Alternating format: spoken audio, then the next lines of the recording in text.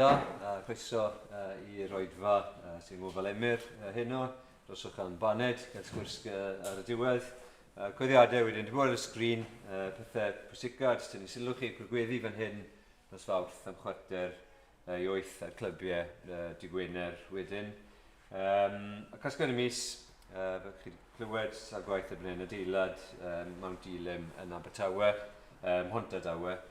Ac yna, jyst ragrybydd wedyn, ni'n mynd i gynnal cwrdd y lodau arall o fewn mewn tair wythnos i heddi.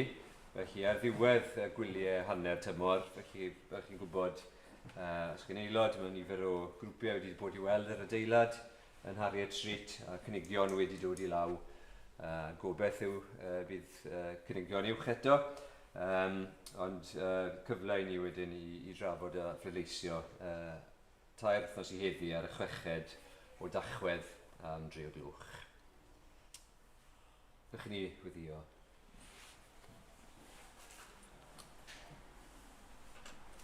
Diolch i ti nawr, yn tad, bod ni'n dod i rando arno ti.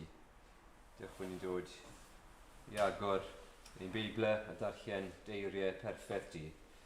Diolch am y cydbwysedd sydd yn dair di mewn cymaint o ffyrdd. Ger bod yna bethau sydd yn drist ac yn ddiflas. Ni'n diolch i ti am yr Efengil. Diolch i ti mewn byd o bechod bod yna newyddion da am un sydd yn dod i'n hachub ni. Dwi'n ni dod eto nawr, meddwl am beth ni'n clywed y bore yma, yn gwybod yn bod ni'n byw mewn byd lle mae yna gymaint o ddial a gymaint o gysau a anallu ni hefyd i droi y foch arall a bod ni yn aml eisiau talu'r pwyth yn ôl a mae'n bod ni yn bechadurus. Ni'n gwybod mae byd fel ni'n byw ynddo, ond diolch i ti heno. Diolch am yr agwedd Iesu Grist. Diolch am un. Allwn ni byth i gymharu fe neb arall. Bod e'n unigryw ac iddo fe wynebu y fath cysineb at y fe hunan, bod e heb daro yn ôl, ond wedi mynd fel oen, wedi mynd i'r groes, i dalu yn dyled ni. Ein gwyddiarrwydd o byddai'r gwirionedd yna yn lloni ni heno, ac bod ni yn dweud diolch ein pechod ni, cwmpo ganwaith i'r un bai, bod gyda ni un sydd yn maddau, pa ddiw sy'n maddau fel tydi, yn rhad ein holl bechodau ni.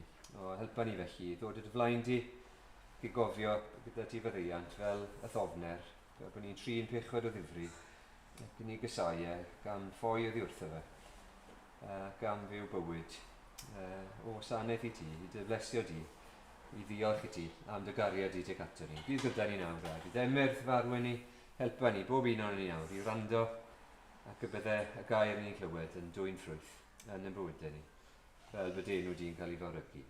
Amen. Amen. Diolch Dewi.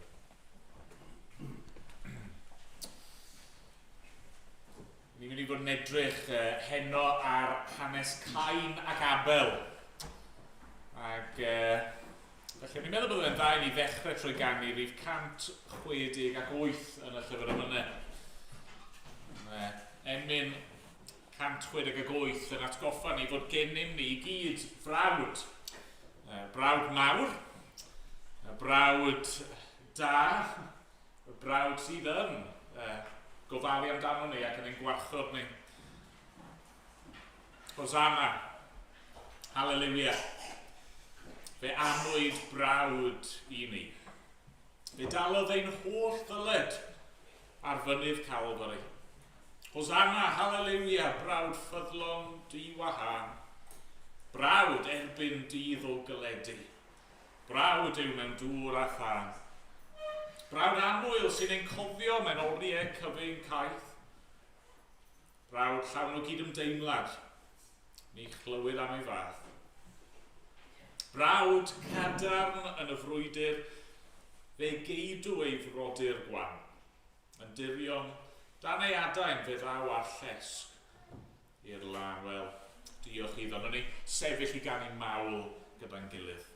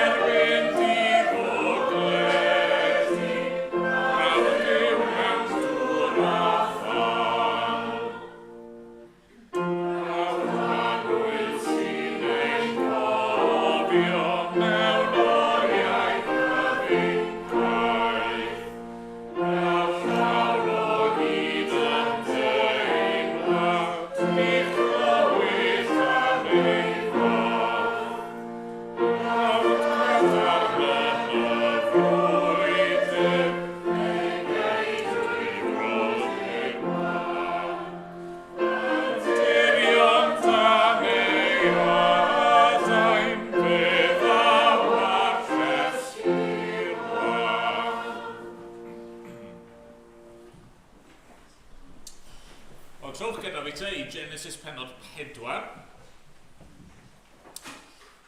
ac adnodau 1 i 16 lle ni yn cael hanes Cain ag Abel.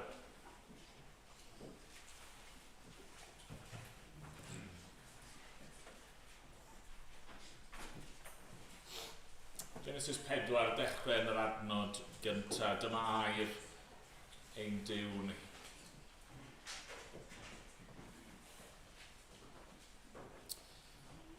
Cafodd Adda gyfathrach a'i wraig Efa, a beichiogodd ac esgor ar Cain. A dywedodd dygais wr trwy yr arglwydd. Esgorodd wedyn ar ei frawd, Abel. Bugail defaid oedd Abel, a Cain yn trin y tir. Ymhen amser, daeth Cain ag offrwm o gynnyrch y tir i'r arglwydd. A daeth Abel yntai, a blaenffrwyth ei ddefaid, sef ei braster. Edrychodd yr arglwydd yn ffafriol ar Abel a'i offrwm. Ond nid felly ar Cain a'i offrwm. Digiodd Cain yn ddirfawr, a bu yn wynebdryst. Ac medda'r arglwydd wrth Cain, pam yr wyt wedi digio? Pam yr wyt yn wynebdryst? Os gwneud dda, ond i fod hi'n gymeradwy? Ac o'n i'n neu yn dda, mae pechod yn llercian wrth y drws. Mae ei wanc amdanad ond rhaid i ti ei drechu.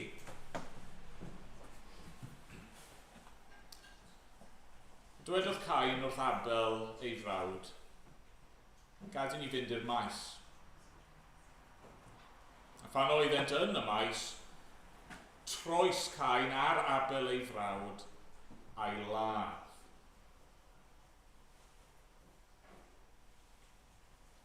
Yna, dywedodd yr arglwydd wrth Cain, ble mae dy frawd Abel? Meddai yntai, ni o ni. Ai fi yw ceidwad fy mrawd? Dywedodd Duw, beth wyt wedi wneud? Mae llef, gwaed dy frawd yn gweiddi arnaf o'r pryd. A nawr melltigedig fyddi gan y pridd, a agorodd ei safn i dderbyn gwaed y frawd wrth law. Pan fyddi'n trin y pridd, ni fydd mwyach yn rhoi ei ffrwyth i ti. Ffoadur a chrwydryn fyddi ar y ddaear. Yna meddai Cain wrth yr arglwydd, mae'n nghosb yn ormod i'w dwyn. Dyma ti heddiw yn fy ngyrru ymaith o'r tir, ac fe'n cuddur o'th wydd. Ffoadur a chrwydryn fyddaf ar y ddaear, a bydd pwy bynnag yn awar fy nhraws yn fy lladd. Dywedodd yr arglwydd wrtho, nid felly. Os bydd i rywun ladd Cain, dielir arno seithwaith. Ac osododd yr arglwydd nod ar Cain, rhag i neb a ddoi ar ei draws ei ladd. Yna aeth Cain ymaith, o oedd yr arglwydd, a ffeswylio yn hir nod i'r dwyrain o Eder. Amen. Amen. Diolch i Dduw am ei air. Yn ei ganu o'r atodiad nesaf. Yn ei ganu rhif 39.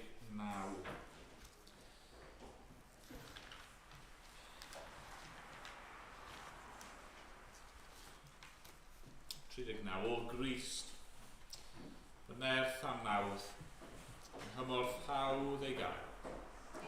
Mewn hyder mi ddof ata ti gwrandawr gweddi'r gwael. Disgwyliaf wrth dy borth am gymorth yn ddifydd, i allu gwneithir yn ddilys dywyllus ym mhob peth. Ac yn rhan o'n i sefyll i ganu.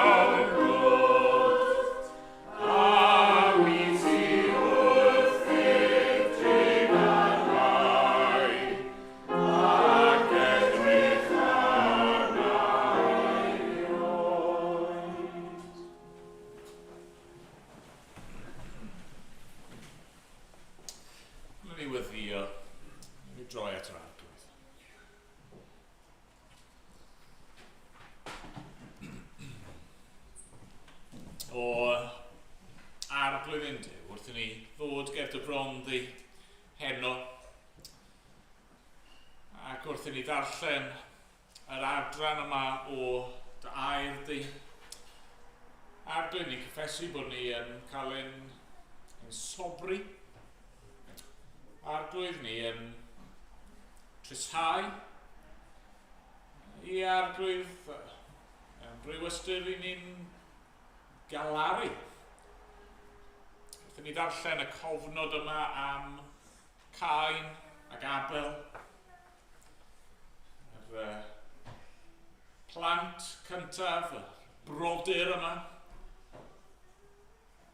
A ffordd mor gyflym. Mae pechod wedi dinistrio dy greadigaeth hardd di. A mor ddofn, mor isel, mae dy bobl di, y bobl nes di creu, y bobl oedd ar dy lun a dy ddelw di, mor isel maen nhw wedi sothio. Arglwydd,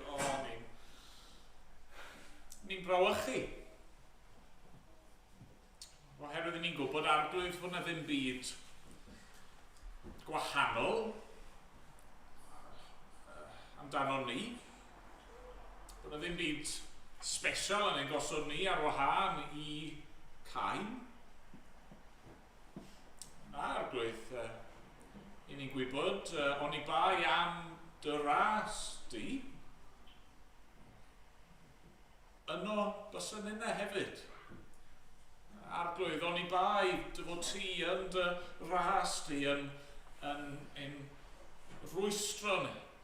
Ac oni bai dy fod ti yn dy ras di wedi'n galw ni. Ac oni bai dy fod ti yn dy ras di wedi anfon yr arglwydd Iesu mwyn marw drosto ni ac mwyn yn achub ni rhag ein pechod ac mwyn rhoi bywyd newydd i ni ac arglwydd helpu ni i droi cefn ar yr hen ffordd o fyw a dechrau ar lwybr bywyd. Arglwydd ni'n gwybod y reality yw. Os ni'n gyd fel Cain. Da ni'n dod felly ac ni'n pledio am dy drigaredd. Ni'n diolch fel ni wedi ganu yn barod fod gennym ni frawd. Brawd sydd ddim wedi dod i'n lladd ni, ond wedi dod i roi bywyd. Brawd o ddim yn dweud fel Cain, ai fi yw ceidwad fy mrawd, yr arglwydd Iesu na ddod i geisio ac i gadw y colledig. Ni'n diolch bod gennym ni frawd sydd yn ein cynnal ni, a sydd yn ein gwarchod ni, a sydd di mynd o'n blaenau ni, ac sydd gyda ni ym mhob sefyllfa. Ni'n diolch amdano fi. Ni'n diolch am dy drigaredd. Ni'n diolch i ti arglwydd hyd yn oed, fel welon ni wrthnos diwetha yn Genesis 3 ac unwaith eto fan hyn yn Genesis 4 yn y sefyllfaoedd mwyaf trist, mwyaf tywyll. Mae dy oleuni di yn disglu. Mae dy ras di, dy gariad di yn amlygu ei hun. Da, ni'n gwybod mae dyna yw yn unig gobeith ni. Dy fod ti yn triggerhau wrtho ni. Ac yn ein derbyn ni trwy werthfawr waed yr arglwydd Iesu Grist. I'r un oedd fel oen di fai a di naw. Yr un mae throi ei waed mwyn ein prynu ni. Ni'n diolch amdano fi. Ac arglwydd ni'n gweddio nawr neu di weithio unwaith eto yn ein calonau ni. Arglwydd i ni eisiau dy blesod ei arglwydd. I ni eisiau bod yn fwy tebyg i yr arglwydd Iesu Grist. I ni eisiau bod yn fwy diwiol, yn fwy sanctaidd. I ni eisiau bod yn dyheadau ni yr hyn ni'n ymdrechu amdano fe yn agosach beth i ti i siarad yn cyfer ni, helpa ni arglwydd, ysgweli di fod yn dda, ro y syched i ni, a ro ryw newyn yn ni am gyfiawnder ac amdano ti dy hun. Arglwydd ni'n cyflwyno ni fel eglwys i ti yn gofyn unwaith eto, neu di symud yn ein plith ni a neu di roi yr undod yna. Rwy ti yn unig yn gallu roi. Gwyddio neu di'n gwneud ni yn selog dros o ti a dros dy air di. Gwyddio arglwydd yn ei di yn gwneud ni yn bobl gweddigar. Ac arglwydd yn bobl sy'n dygeisio di a dy ogoniant di ac arglwydd yn bobl sydd â baich dros y colledig. O arglwydd, gweithiau'n rymus yn ein plith ni, ysgweli di fod yn dda. Da, ni'n dod at y ti nawr ac ni'n diolch fod gennym ni frawd mawr yn yr arglwydd Iesu Grist.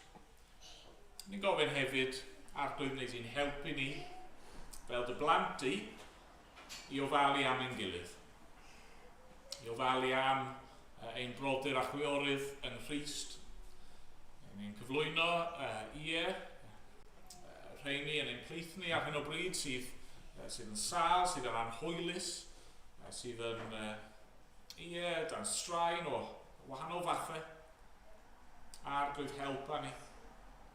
Helpa ni i weld anghenion ein gilydd, helpa ni i fod yn barod i rannu gyda'n gilydd, helpa ni i gario beichiau ein gilydd. Helpa ni arglwydd i gyflawni cyfraith Crist yn hyn. Da, ni'n troi felly at y ti yna. Ni'n dod gan gyflwyno nid gwaed a braster defaid, a ni'n dod ddim efo offrwm o gynnyrch y tir, ni'n dod trwy ffydd yn yr arglwydd Iesu Grist ac yn pledio'n unig ei aberth drosto ni. A ni'n diolch arglwydd fod ti yn ein derbyn ni trwyddo fi. Da, bydd gyda ni na.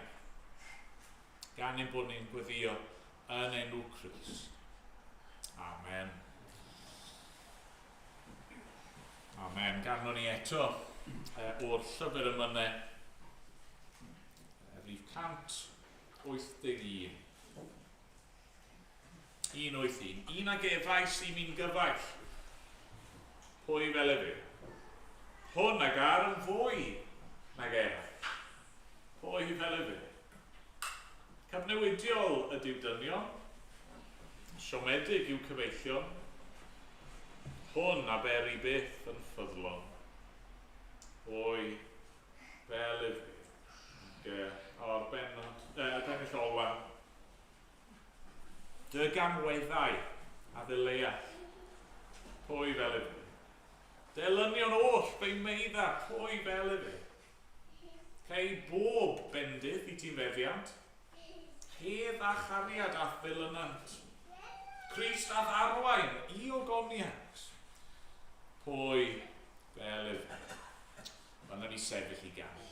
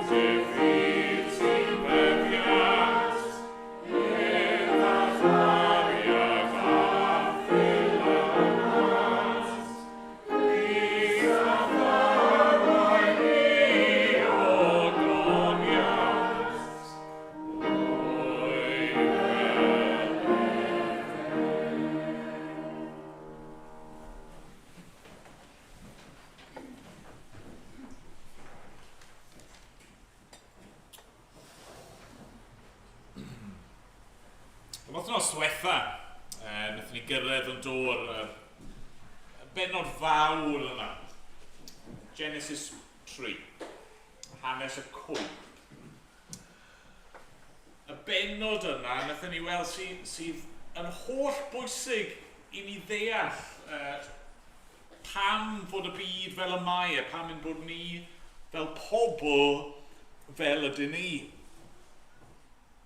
A wnaethon ni weld yn oedd yna bwyslais mawr amlwg ar bechod yn y benod yna. Wnaethon ni ddysgu lot wrth i bechod ddod i fewn i'r byd. Wnaethon ni weld llawer am beth yw natur pechod a chanlyniadau a difrifoldeb ac effeithiau pechod yn y byd o'n cwmpas ni. Ond wnaethon ni hefyd weld yn fod yna arwyddion o ras. A hyd yn oed yn y benod tywyll yna fod goleuni Duw yn disgleirio trwodd a fod yna addewidion yn cael ei gwneud. Fod yna rhyw hints yn ymddangos o beth oedd cynllun Duw mwyn un dydd gwaredu ei bobl a wnaethon ni glywed yn am yr addewid yna o had, plentyn, disgynydd. Un oedd yn mynd i ddod, had o wraig, oedd falle mynd i ddioddau, ond troi ei ddioddefaint yn mynd i drechu y sarf unwaith ac am beth. Heno ni'n dod i Genesis 4. The next generation, falle dyna byddwch chi'n galw as, oedd yn gyfres teledu. Be sy'n digwydd nesaf? Beth yw'r cam nesaf? Wel, mewn ffordd, be ni'n gweld nawr wrth i ni symud ymlaen i Genesis 4 yw yr un pethau welon ni yn Genesis 3 yn datblygu, yn chwarae ei hunan allan fel petai. Ni'n ni weld pechod yn gyflym iawn, yn distrywio creadigaeth perffaith Duw. Ni'n mynd i weld pechod yn dod ac yn torri'r berthynas rhwng dau frawd a mor fuan, canlyniadau mor a fi pechod yn y galon ddynol.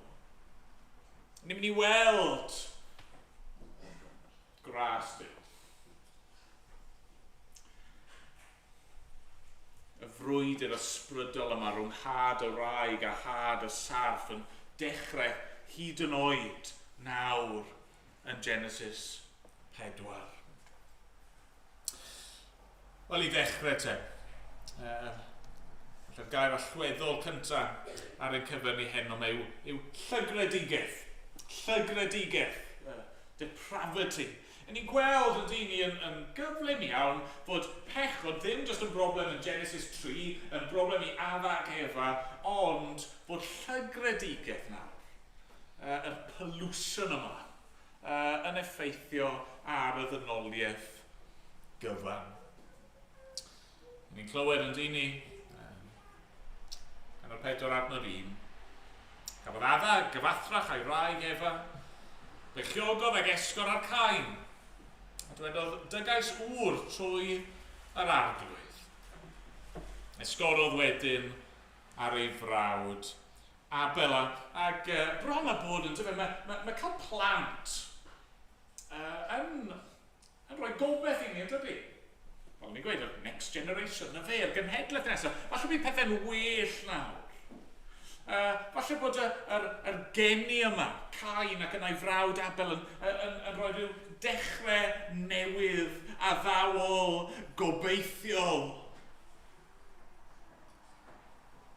Wrth gwrs nid dyna sy'n wir, yma.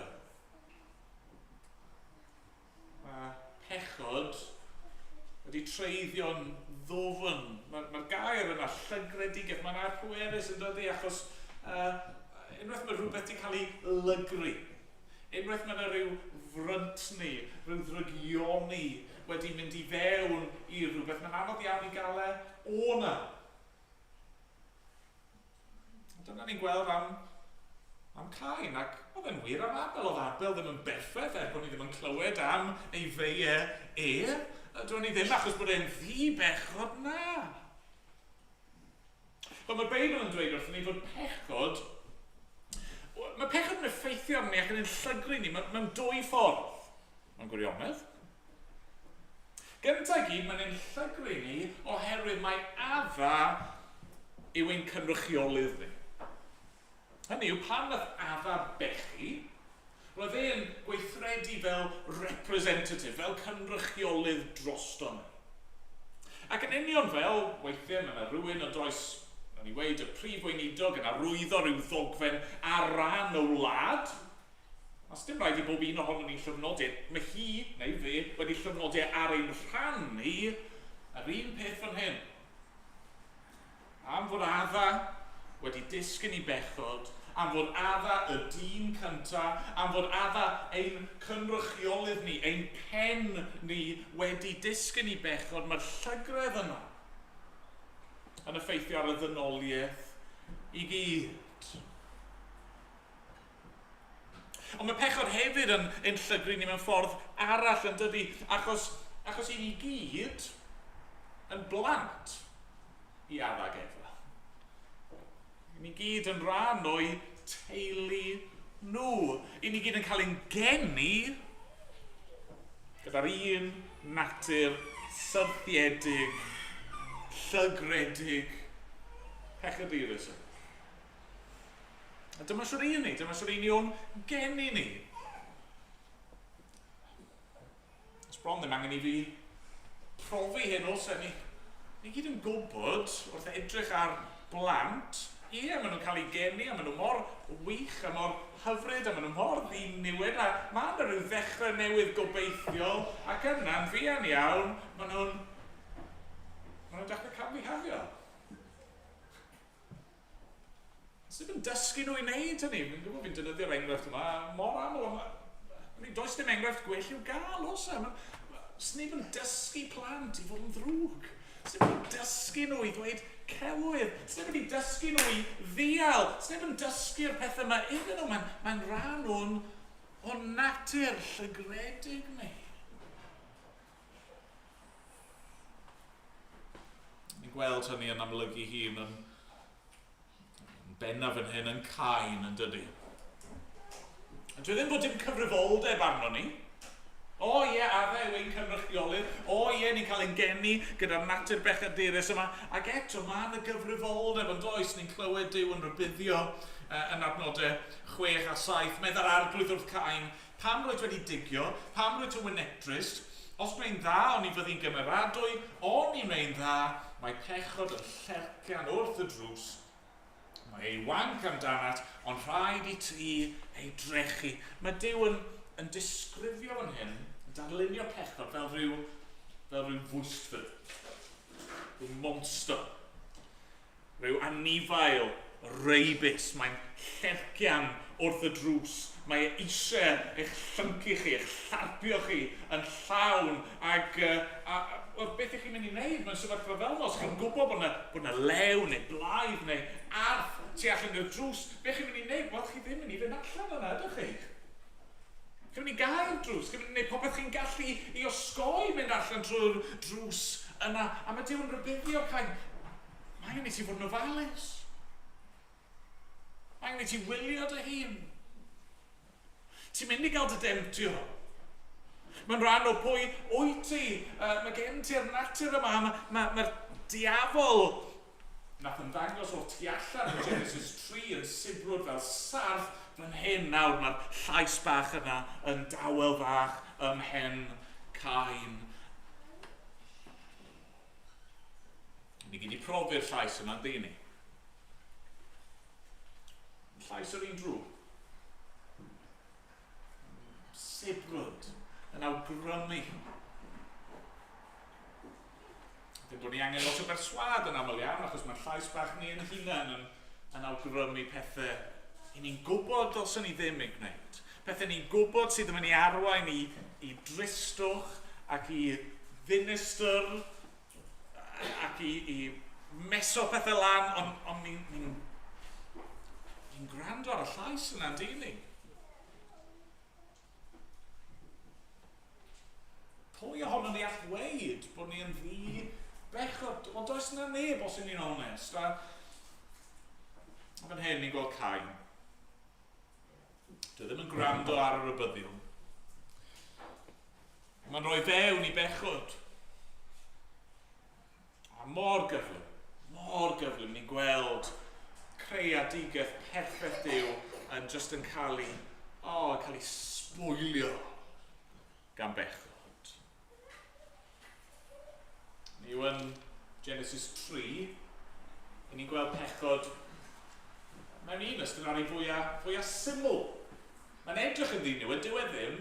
Ni'n just cymryd y ffrwyth, ond wnaethon ni weld na mae'n ddifrifol, achos beth yw pechod yw gwrthryfel, beth yw pechod yw mynd i'ch llwybr eich hunan, ond wrth gwrs mae rai pechod sydd yn fwy amlwg ac yn fwy dinistriol na'i gilydd, ag Genesis 4. Nid jyst pechod sydd yn ei ond marwolaeth, a nid jyst marwolaeth ond llofruddiaeth, a nid jyst llofruddiaeth ond brawdladdiad. Yr un ddylsed i fod yn gyfrifol ac yn gofalu am ei frawd bach. Adnod 8, dwedodd Cain wrth Abel ei frawd, gad ni fynd i'r maes. Phan oeddent yn y maes, troes Cain ar Abel ei frawd, a'i ladd. Y temptasiwn ydi dod i fewn iddo fe. Mae'n gwybod bod pechod fel bwystfil reibus tu allan i'r drws. Mae'n cael y syniad yma. A mae'n gwneud pob peth sydd ei angen mwyn gweithredu ar y temptasiwn, yn dydi. Mae'n denu Abel i ryw le tawel. Ac yno, yn ei fradychu e, ac yn troi arno fe, ac yn ei ladd e. Ni'n gweld yn dyn ni, Cain, just fel ti'n yn palu twll iddo fe ei hun, achos mae Duw yn dod ac yn gofyn iddo fe, lle mae dy frawd i Abel, a siwr mae Cain yn ymateb. Adnod 9, ni o ni, a i fi yw ceidwad fy mrawd. Mae'n gwadu'r peth i wyneb y Duw holl wybodus. Mae'n esgus ac yn ymddwyn fel pe bai e ddim di wneud dim byd o'i le. Mae dwi'n celwydd noeth. Mor gyflym. Mae pechod wedi llygru i'n byd ni. Ac fel o'n i'n dweud yn gweddïo'n gynharach, hynny yw, does na ddim lle o gwbl gyda ni ymfalchio fan hyn. Ni'n gallu darllen yn dyn ni hanes fel Cain ag Abel, a ni eisiau uniaethu'n hunan gydag Abel yn dyn ni. A rai sydd ni sy'n cael ein camdri, ni sydd yn cael bywyd yn anodd. Na. Os ydyn ni'n onest, ni gyd yn gwybod, yng ngwaelod yn calon, mae dim ond gras Duw sydd yn rwystro ni rhag bod fel Cain.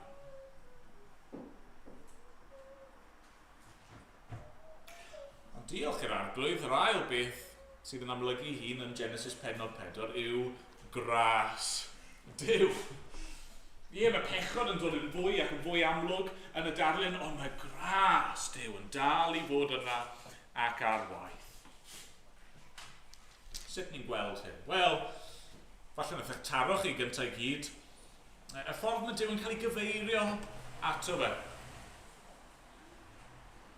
Tro ar ôl tro, mae'n cael ei bwysleisio. Mae fe yw yr arglwydd. Yr arglwydd, y gair fyna, yr Yahweh.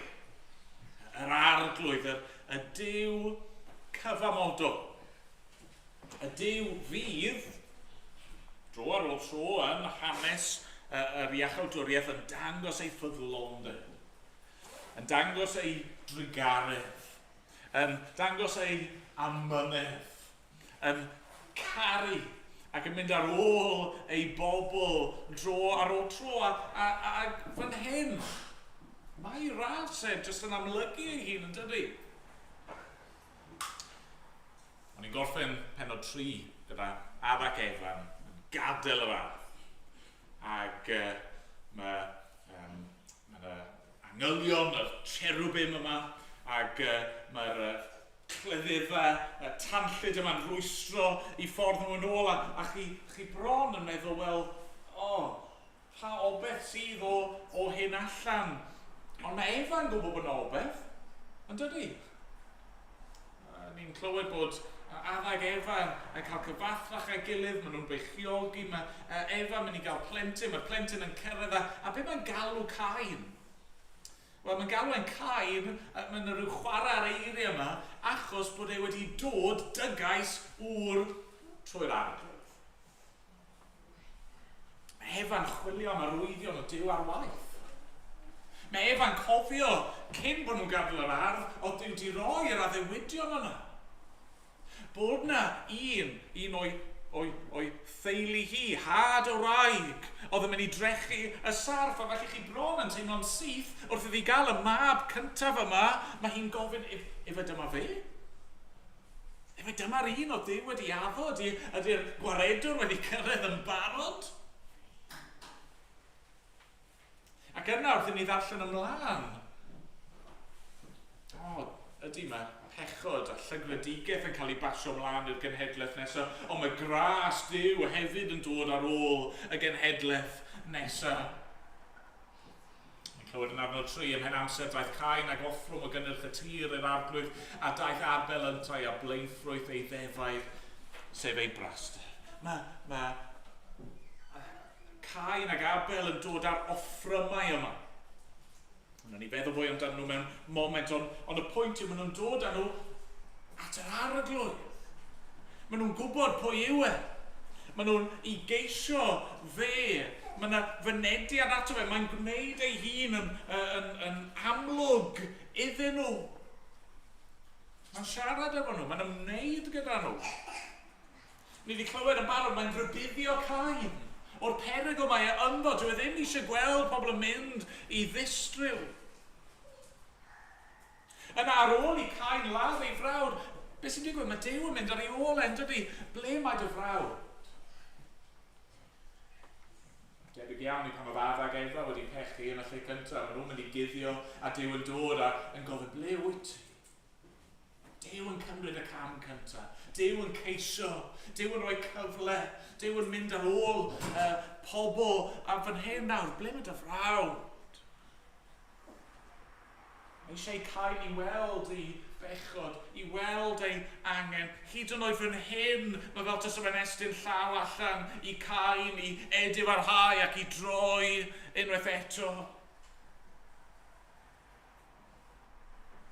Ac yna ar ôl i'r gwirionedd i ddod allan, os na ddim i weld rhyw euogrwydd neu y difeirwch yn Cain am yr hyn mae wedi wneud, a cwbl mae Cain yn poeni am yw beth sy'n mynd i ddigwydd i fi nawr.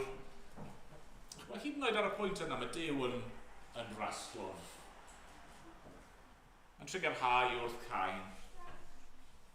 Mae'n clywed bod e'n gosod rhyw fath o nod, rhyw fath o marc, rhyw fath o arwydd i warchod Cain rhag bod unrhyw un arall yn dial arno fe.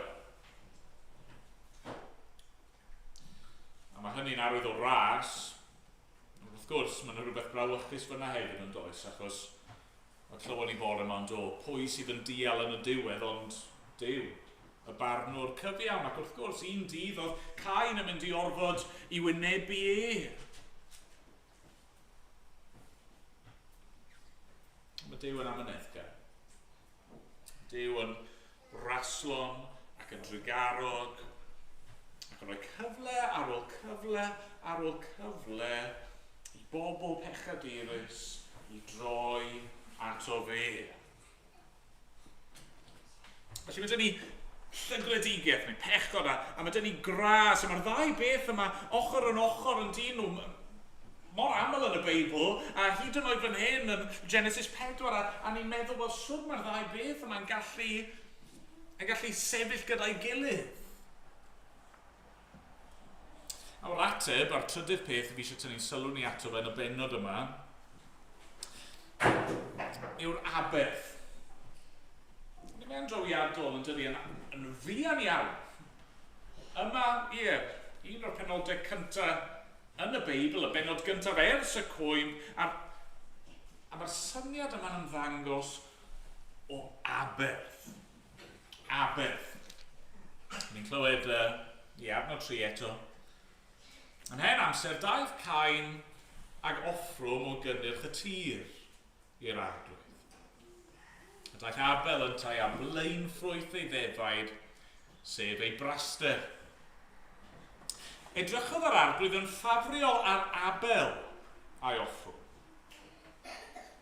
Ond nid felly ar Cain a'i offrwm. A beth sy'n mynd mlaen fan hyn? Wel, y peth cyntaf sy'n eisiau ni sylweddoli a deall yw hyn. Oedd y ddau offrwm, y ddau peth oedd yn cael ei cynnig I ddiw yn dderbyniol. Iawn? Oedd Duw ddim yn derbyn Abel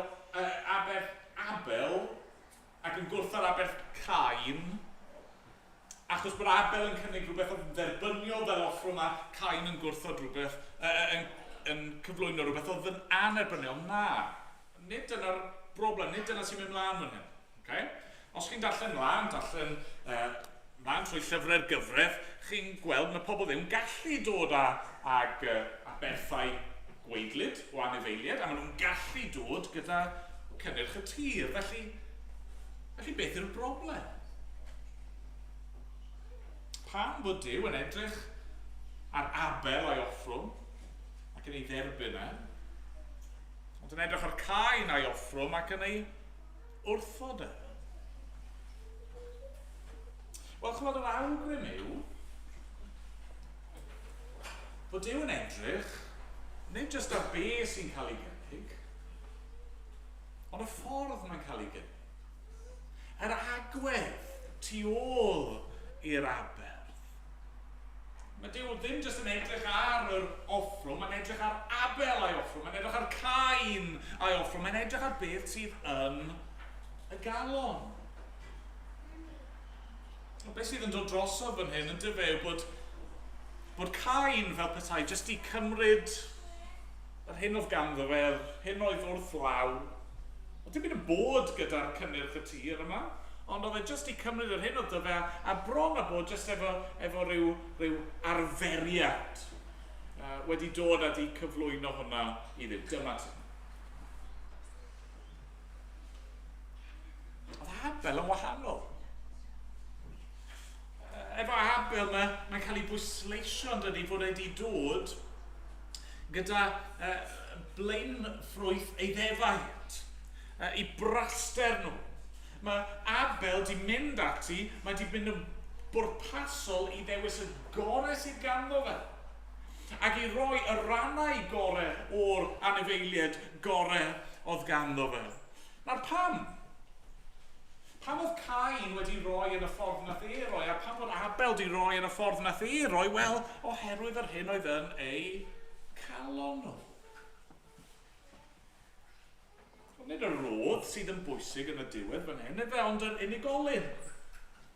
Yr ysbryd tu ôl i'r roi. Beth sy'n bwysig fan hyn yw ffydd. Ffydd. Hynny yw, dydy'r arglwydd ddim angen lamb chops. Hyd yn oed os maen nhw yw'r lamb chops mwyaf blasus, welwch chi erioed.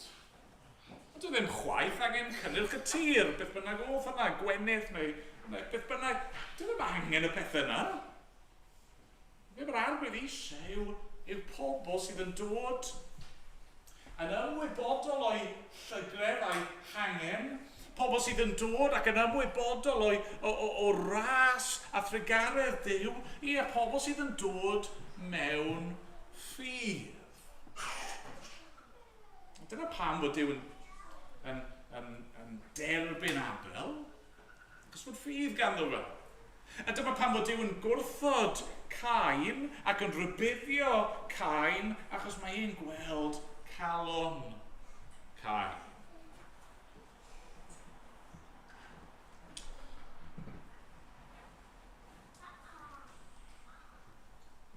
Yr unig ffordd I ni fel pobl llygredig gallu profi gras Duw yw trwy ffydd, ond ffydd mewn beth te. Ffydd mewn beth? Pa aberth te sydd yn ddigonol i'r Duw yma? Wel, mae'n drawiadol yn dydi. Wedi gweud, nid y reswm o Duw yn derbyn aberth Cain oedd achos bod e'n aberth gweidlyd a bod aberth Abel yn un gweidlyd ac aberth Cain ddim. Nid dyna reswm, ond mae yna rhywbeth diddorol fyna, does? Os yna rhyw awgrym bod Abel di deall rhywbeth am bechod ac am ras Duw, ydy Abel rhywsut i deall mwyn profi maddeuant fod angen marwolaeth, fod angen i rhywbeth farw mwyn i ni gael bywyd. Gofyn y cwestiwn yma'n drawiadol neu gwyn nes ymlaen yn y bennod. Mae Duw yn dweud yn adnod 10, beth oedd wedi wneud? Mae llef gwaed dy frawd yn gweiddi arnaf o'r pridd. Nawr, wrth gwrs, dyw gwaed ddim yn gallu gweiddi yn llythrennol.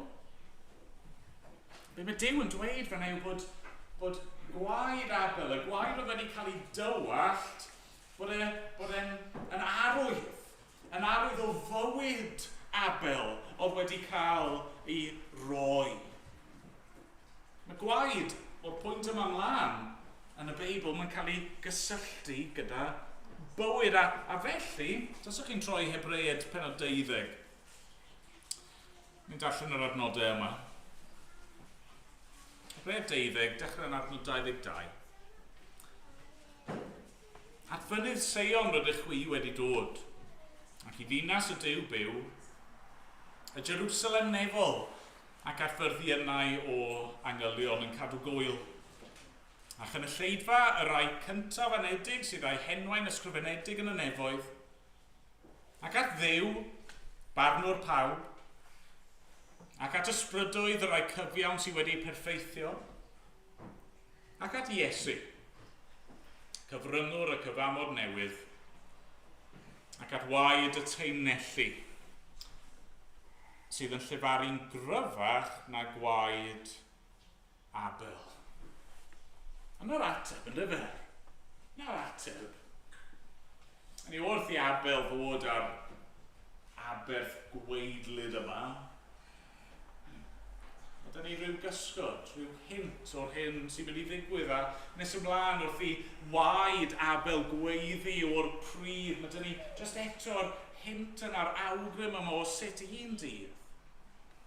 O Duw yn ei ras yn mynd i ddelio gyda'n pechod ni a siwr mae'n mynd i wneud y wel trwy waed, trwy Abel.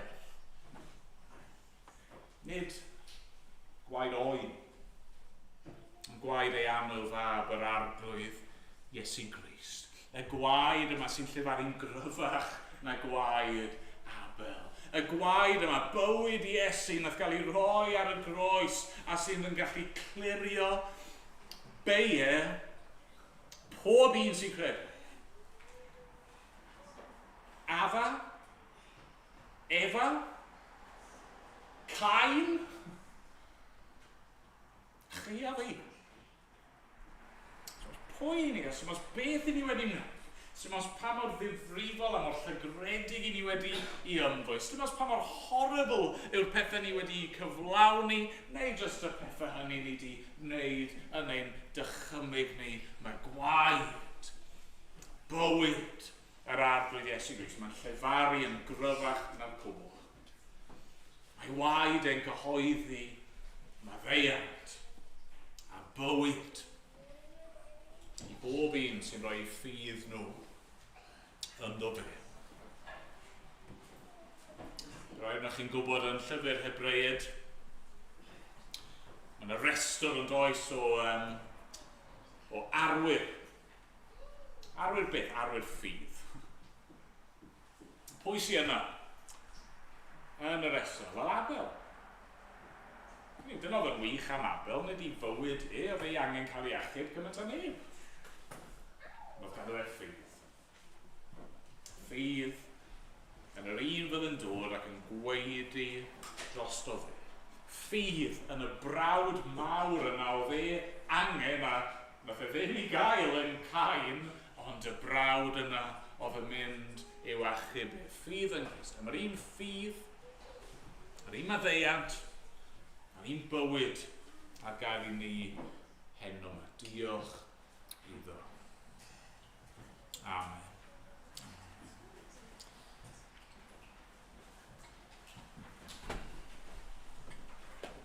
Dwi'n mynd I ganu o'r atodiad I orffen ar rhif 59.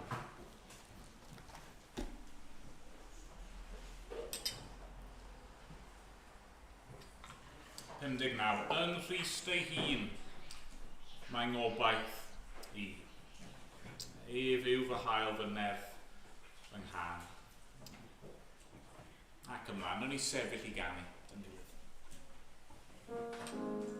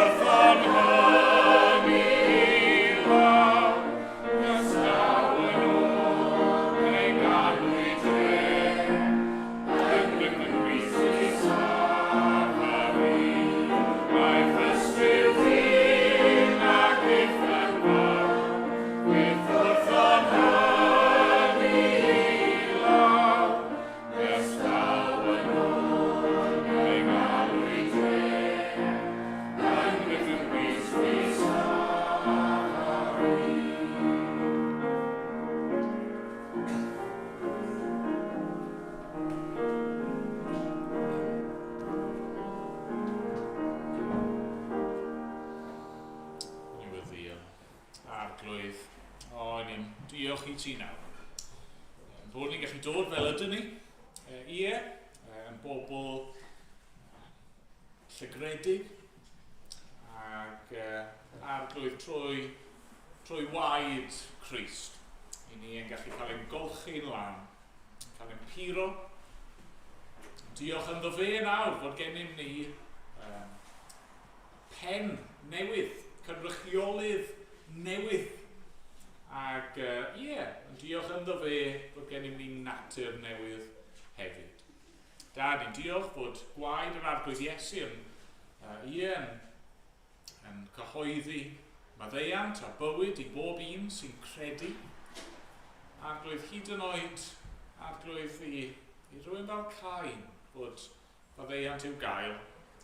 Ac ni'n diolch felly fod y gwahoddiad yna nawr i bob un yma i ddod, i gyffesu, i edifarhau ac i gredu yn yr arglwydd Iesu ac i dderbyn bywyd yn ei enw O arglwydd. Ni'n diolch am y pethau hyn, diolch am dy ras di. Ni'n gofyn nawr neu di, roi ffydd i ni a dyfal barhad. A bydd gyda ni, am ein bod ni'n dod yn enw ac yn heiddiant yr arglwydd Iesu Christ. Amen.